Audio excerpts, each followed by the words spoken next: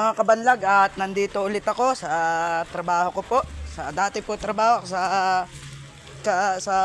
Taguig Tipas po. Nandito po ako mga kabanlag. Welcome po sa aking pagbablog. Ayan po, inuhukay po namin oh. Mga kabanlag, at ito po oh. Sado po na ulan nga po mga kabanlag. At ayan po, inuhukay po namin oh. Ayan po.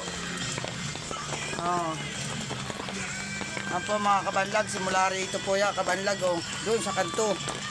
Mga kanto po mga kabanlag. At kabanlag, humihingi po ako isang like para sa inyo po mga kabanlag. At yun na lang po. At buhay ko po, yung pinakita ko po sa inyo. Pinakita ko po sa inyo yung bahay ko, tuluan. Sira-sira po. Kaya nandito po ako, nagsisikap lang po ako dito para magtrabaho.